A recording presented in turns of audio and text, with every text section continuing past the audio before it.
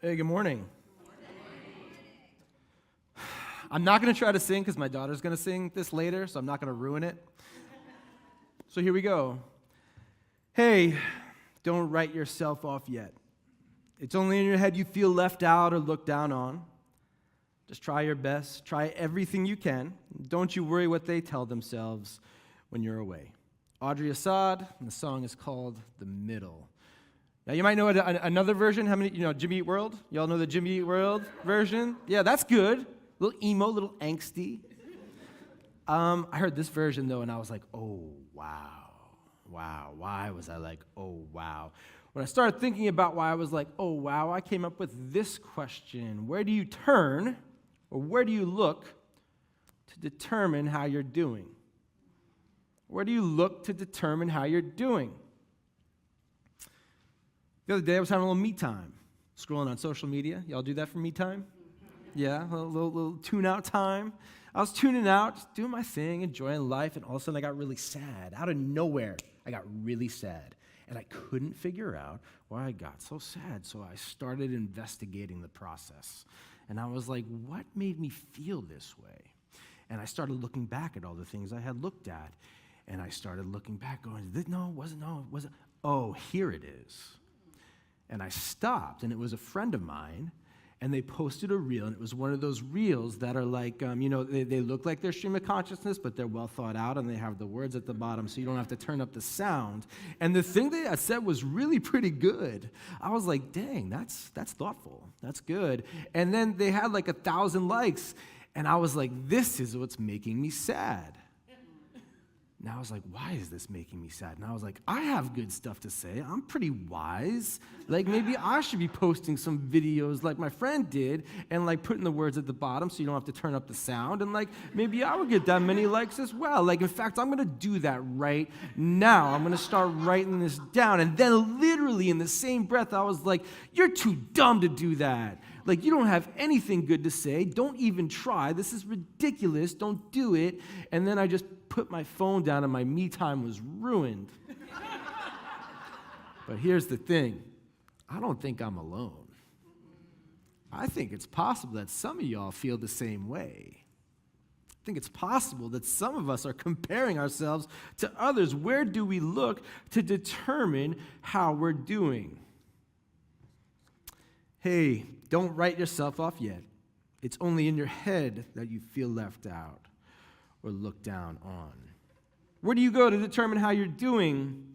How about looking in other people's apartment windows? Is that where you go to determine how you're doing? Or you go, oh my gosh, they don't have any roommates, and I do, and that's something. Or they are like a block walk from the subway. They live close to the park. They have outdoor space. What am I doing with my life? Where do we go to determine how we are doing? Relationships are awful for this. I should have been in this place by now. Look at them. They're in this place. They look like they're in a great spot. Or maybe I should have stayed in that one particular relationship, even though I know it wasn't best for me, but at least I wouldn't be sitting here comparing myself to others or looking for that next thing. Maybe I'll just go back to what I once had. Or maybe, like, I'm never going to find anybody. Everybody else is finding everybody. And look at me. I'm just sitting here by myself, and this sucks. And relationships are the worst way. We compare ourselves. Kids are also really tough. I'm like, oh, my God, those kids aren't on their phones like my kids are 23 and a half hours a day. Oh, no, what do? I should probably put my kids in 27 different activities because that's what you're supposed to do as a parent, because every other parent is putting their kid in 27 different activities, even if I can't afford it, because otherwise, what are people going to say to me when they say, what are your kids up to this summer? And I'm going to say nothing. And this is awful. Where do you turn or where do you look to determine how well you're doing? Now, here's the biggest one. And the biggest one is a lie that we are told as Americans. And the lie we're told as Americans is that hard work produces wealth and laziness produces a lack of wealth. That's what we are told. If you are a hard worker, you are a wealthy human being. And if you are not a wealthy human being, then you have a moral deficiency of some sort. You are not working hard enough. Even though the top 8 richest people in the world have 70% of the wealth, and every one of them have gotten it through unscrupulous means, that does not matter. What the myth does is it tells us that we should look below us and judge those below us. So what we end up doing is we end up judging those below us because they have less than we do. And then we get a group like undocumented folks who are coming here in earnest to work really hard. And instead we say, you're stealing our jobs because we've been told, do not look up. Where the real corruption is, look down and blame others because they're morally deficient. That is what we do. And so we go to a party and we walk in, and what do people do? Hey, what do you do for a living? That's the first question they ask. Not like, hey, what do you love? Or like, what'd you do today? Like, hey, what do you do? And then you get nervous and you're like, I hope what I do is good enough, and I hope I make enough money, and I hope I don't get looked at. When I was a full-time pastor, I would say, like, I'm a pastor, and people would go, and they'd run away from me. It was very hurtful. Where do you go to determine how well you are doing? There's this really corny pastor who I'm not going to mention because I'm kind of embarrassed I follow them. But they do say this really, really fun thing. They say, hey, we live in the land of Ur. Someone is richer, happier, prettier, healthier, ultimately superior to you. And where you live in the land of Ur, you absolutely believe that you should be living in the land of Ur, but you are just not there yet. Living in the land of Ur, we are just not where we're supposed to be yet because we're always comparing ourselves to others. Now listen, it's okay. We get this naturally, all right? You're not a sinner. You're not insecure. You're not deficient. You're not any of those things. Our brains are wired to want to compare because comparison kept us alive for a very long time. Okay, like when we would compare, oh, look at that person's no longer foraging, they're now using agriculture to grow food, I want to be like that person. That person, they don't get eaten by lions like other people do. I want to be like them. What are they up to stay alive? Right? We can go on and on. Those people eat the right herbs. They don't get sick any longer. I should do that too. So comparison was a really, really good thing for us. Comparison kept us alive. It kept us evolving. It kept us moving forward. That's what comparison did. But now we are stuck in these cave people brain mentalities, and the world has accelerated in ways we can't even imagine, right? I say this all the time. I'm sorry, Sue-Ann and Perry, you've heard this 10 times. Between the years 1900 and 2000, we doubled our knowledge once every 100 years. The internet came along in 2000, and all of a sudden, we were able to double our knowledge in 18 months, if we wanted to. So we moved from 100 years to 18 months. Nowadays, if we want to, we can double our knowledge in just 6 months. In 2030, we'll be able to double our knowledge in 6 weeks. So what happens? We've evolved so quickly, and our brains are still in cave people brain mode, that what we do is comparison now becomes that same external threat that, say, a lion roaming through New York City would create. So now you're on social media, you see this person, they're from Noblesville, Indiana, you met them one time at your cousin's 30th birthday party, you talked to them for a half hour at the bar, maybe you did a shot together, and you look and it seems like they're doing pretty well. And oh my gosh, they're doing so well. Maybe they've even monetized their social media thing. Oh, they're on a really nice vacation. I can't afford that vacation. And so what we do is our brains are going, hey, they're still stuck in cave people mode. And they're going, hey, this is something that should make you worried or anxious or fearful, because our brains still think that person's a lion when really it's just that person from Noblesville, Indiana that you met once you really shouldn't know anyway. Okay? Do we see what the problem is here? The problem is we haven't evolved enough to get to the point where comparison doesn't have to be part of our lives. I like what this writer says. Justin Sebastian says, fear is the most advantageous survival trait for our ancestors in the savannah. When you hear the roar of a lion, fear takes over your mind and helps you run to safety. So the genes that prioritize fear and anxiety survived, while the genes that prioritize positive emotions extinguished themselves from the gene pool. And what we're left with is a fearful, anxious mind that is always on the lookout for the next incoming danger. And that danger is access to too many and too much. All right, let's all take a deep breath, okay? You get this normally. This is part of who we are. Comparison is part of who we are. We can't quite escape it if we don't want to. But then Jesus gives us a way to escape it. It just takes some time. Little girl, you're in the middle of the ride. Everything will be just fine. Everything will be all right. Jesus is preaching the Sermon on the Mount. If You want to know who Jesus is? Read the Sermon on the Mount. Read it over and over and over again. It's amazing, okay? And so he's preaching to this group of people. Stop me if you've heard this before. A group of people who've been told the lie that wealth means you have God's favor and being poor means you're morally deficient, except this was in the time of the Roman Empire. And in the time of the Roman Empire was taking about 80% of your income and using it for their means and then turning around and blaming you for being the one that was broke. Right? It was a really messed up, rigged system where only the top 10% were wealthy. Everybody else was struggling. There was no middle class whatsoever. And these are the people that Jesus is speaking to. Now, do these people, do they blame the empire? Or do they blame the rich? Or do they blame the wealthy? Stop me if you've heard this one before. They blame those who are poorer than them, of course. And they look at the wealthy who are out there doing all those great things. They're like, if only God would favor me, I could be like them. So Jesus comes along, and what does Jesus do?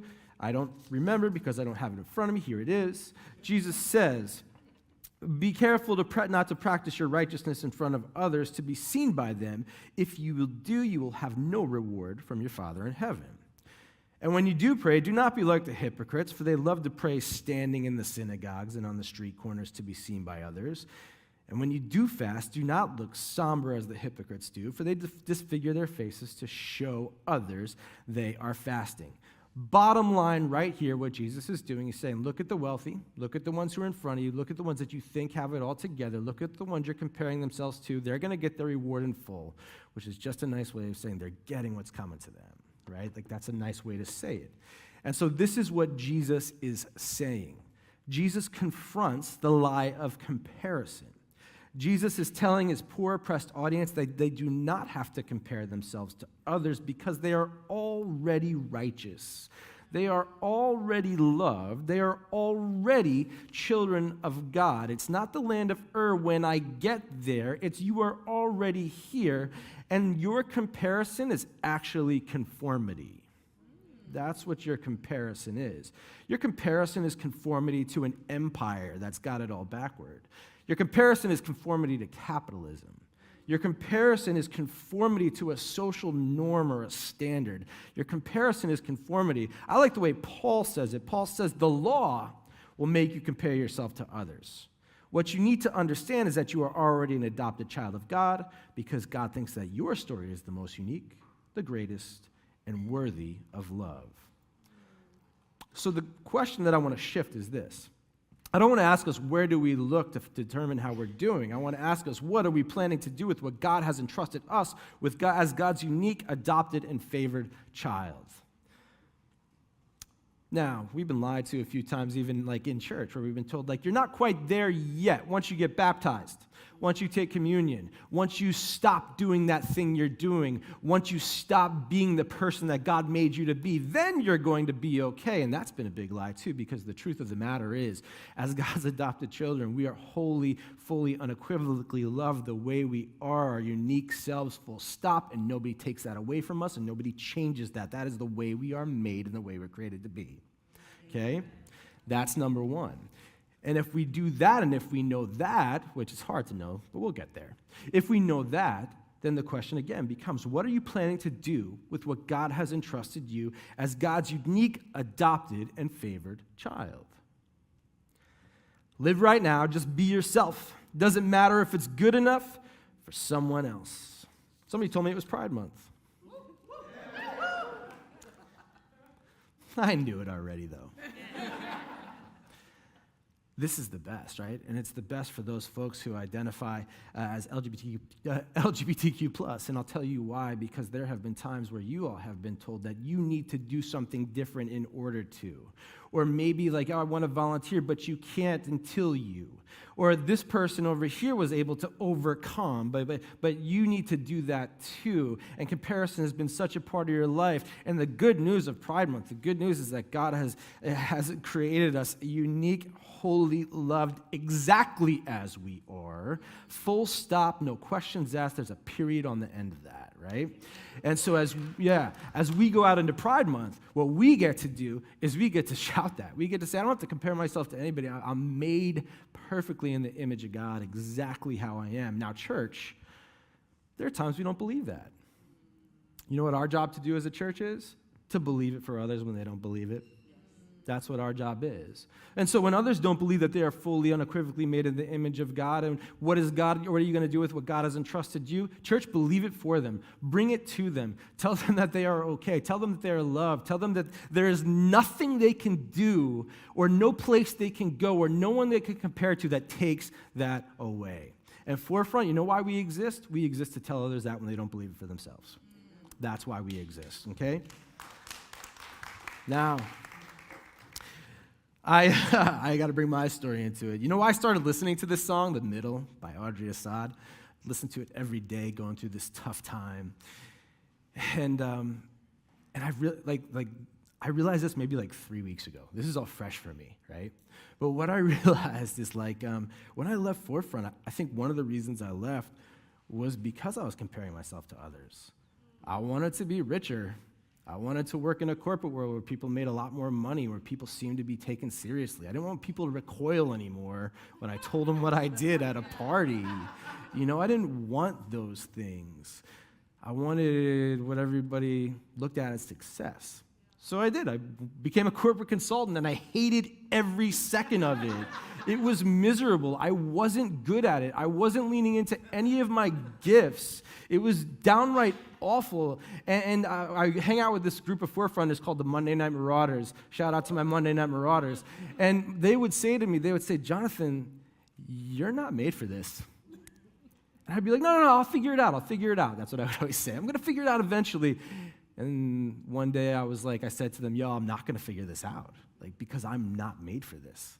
This isn't who I am. I'm something different. And one of the Monday Night Marauders said to me, yeah, we've been waiting for you to say that for a year. And so now I tell stories for a small food rescuing organization. I work part-time here at the community that I founded, and I'm the happiest I've ever been because I've stopped comparing myself. Now, like I said, I figured that out 3 weeks ago. I didn't figure it out. It took me a couple of years. So if you're going, well, he figured it out, don't compare yourself to me. Don't you? Don't you do it. And so the question is, what are you going to do with that unique gift that God has entrusted you as God's child? What are you going to do with it? Now, I just said it takes a long time to get there, and it's hard to get there. And there's one last thing that Jesus said. And the last thing that Jesus said in this passage that I said earlier, he said, but when you pray, go into your room and close the door and pray to your Father who is unseen. I like that. And if you want to see change in your outside world, if you want to see change, the first step is to connect with God inwardly. When we're doing things for show, we're going to bring about comparison. It's only natural. Now, this sounds like, some mega church Midwest stuff. I promise I got a point here. Okay? I had this coach. He used to say, practice doesn't make perfect, practice makes permanent. That's what the coach used to say all the time. And the coach was right. Because if you practice comparison over and over and over again, and if you continue to practice looking at other people to find out where your identity lies and what determines whether you're good or not, then eventually that becomes permanent. Yeah. Eventually we're always just working. We're always just going. But what if we practiced believing that we're good enough? What if we practice believing that we're loved enough? What if we practice believing that we are enough? You see, it's a difference in practice. Now, here's the best part, because remember I talked about our cave person brains before? The best part about practice, the best part about an inward practice with God, is that it actually changes our brain chemistry. It changes it completely. In fact, what will happen when we do this, there's a guy, Science Mike, who came to Forefront a long time ago, 8 years ago at this point. But he says brains that practice quiet meditation, thankfulness, prayer, they actually change. We actually become more loving, more gracious, more joyful, more confident, and more accepting of our unique gifts and abilities. Taking time just to be inward, just to look inward, to practice that, will do that for us. And so we can stop comparing, and we start taking a posture of thankfulness and meditation, and we become that unique person that God created us to be, because it just takes some time. Little girl, you're in the middle of the ride, but everything will be just fine. Everything will be all right. It just takes some time. You're in the middle of the ride, but everything will be just fine. Everything will be all right. The cave person's brain is a powerful one. It controls our lives, but we get to call its bluff. And we get to start asking ourselves the question, what will God do with our unique and beautiful adopted childship into God's kingdom? And so what I want to do with the ending is I want to practice. I want to practice some of this inward work, okay? So here's what I want you to do. Everybody, if you're able, some might not be able, but if you're able, I want you to just touch each finger to your thumb. Do that if you can. Keep going. Keep doing it. It's actually a form of meditation right here. Now, what we can do is we can start putting words to this. And the words we're going to put to it today are this. Ready? I am God's chosen. I am God's chosen. Close your eyes. I am God's chosen. I am God's chosen. I am God's chosen. I do this when I'm watching TV sometimes. I am God's chosen. Keep doing it. You don't have to say it out loud, but keep doing it. No one determines how you're doing. You're an adopted child of God who is given a unique life. What are you planning to do with what God has entrusted you? Amen.